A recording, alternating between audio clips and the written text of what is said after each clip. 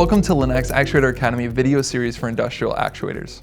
I'm Hunter, and today we're going to talk about an I/O actuator's position feedback features, one of several options configurable within the Actuator Connect configurator for Linux I/O interface.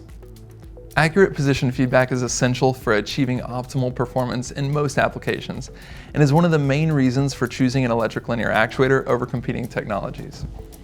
This feedback can tell you the exact position of the piston or send a signal when it's reached either the physical or virtual end stops. Our I/O actuators feature advanced hardware, which allows various forms of position feedback based on pulses from magnetic Hall sensors and the ability to store a position in the microcontroller when powered off. The same microcontroller can convert these Hall pulses to, as an example, an analog 4 to 20 milliamp output signal.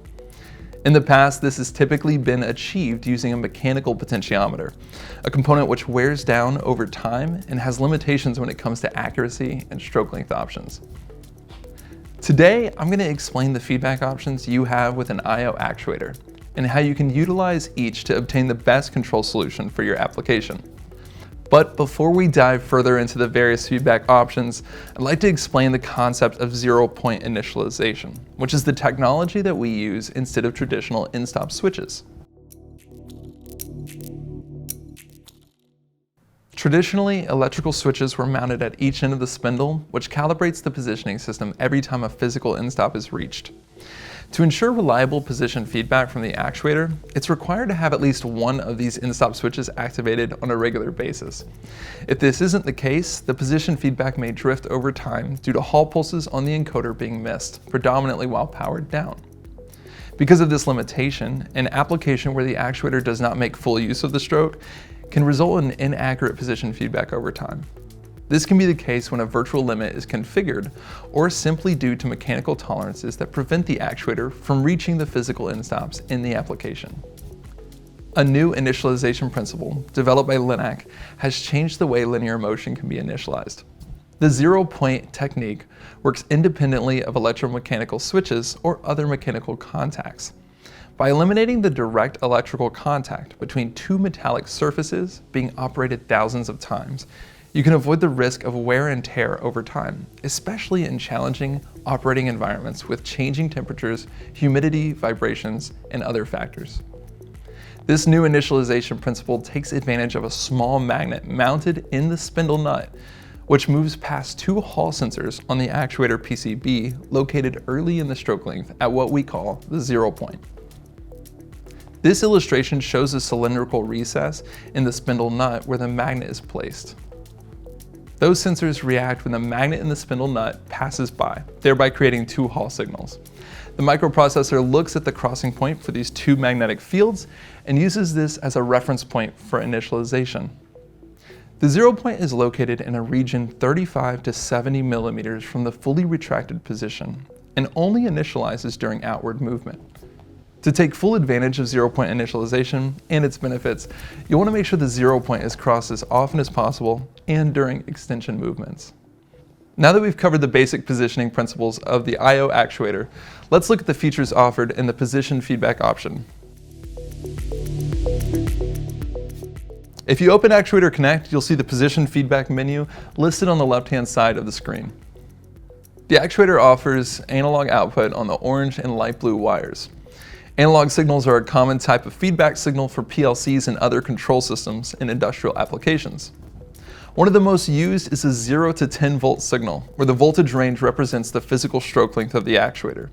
Keep in mind that this type is susceptible to noise and voltage drops over long cable lengths, which in turn could lead back to inaccurate position feedback. Another common analog signal is current, often 4 to 20 milliamps, which is less susceptible to noise, and of course also voltage drops.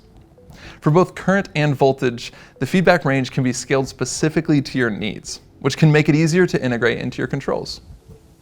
The actuator positioning is based on analog position feedback, which means that the feedback circuitry is separate from power, ensuring a stable output even if the power supply is unstable. It also allows longer cables in industrial environments without compromising on signal quality. This type of output is also better at resisting electromagnetic interference from other components nearby. You can choose to scale the feedback signal when configuring a virtual limit to ensure that the feedback output is adjusted according to the new end stop.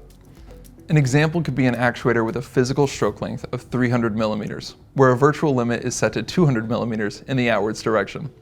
At 200 millimeters, the analog output signal would show either 18.4 milliamps or 9 volts when scaling is enabled.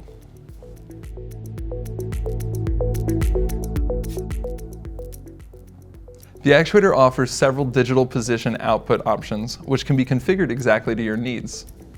To offer full flexibility, the yellow and green wires can be used for the following outputs. Single Hall XOR and Dual Hall are offered as alternatives to analog position feedback if your application relies on a digital signal. These are accurate position feedback signals that are less sensitive to external noise from other components in the machinery or environment. Single Hall doesn't take direction into account, and the logic must be programmed in the PLC. But Dual Hall has two channels, A and B. Both have their own dedicated wire, which makes it possible to determine which direction the actuator is running. Let's take a look at visual comparisons of the two signals to give you a better understanding of this.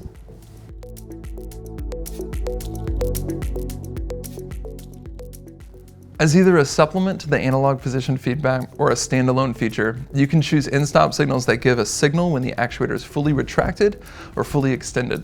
The same signal will also be applied if virtual limits are set in either direction, indicating that the actuator has reached its new in-stop. It's also possible to receive digital signals from the actuator while running, something that can be used, for instance, to turn on an LED to indicate that something is moving in the application. In some cases, it might be beneficial to know when the actuator reaches a predefined in-stop zone. This feature allows you to define a zone where the actuator can send a digital signal when it's inside that zone or at a current limit in that zone. This way, you're no longer forced to design your application so that the physical in-stop must be reached before receiving a signal on your PLC. For most of these digital signals, you can choose between an active high or an active low signal for easier integration into your application. If you're looking for a way to power an LED or a hand control, you can also choose a constantly high signal. The actuator will supply up to 100 milliamps to low power devices directly. We hope you enjoyed this introduction into position feedback features within Actuator Connect, and that you can use this knowledge to think outside the box when designing future applications.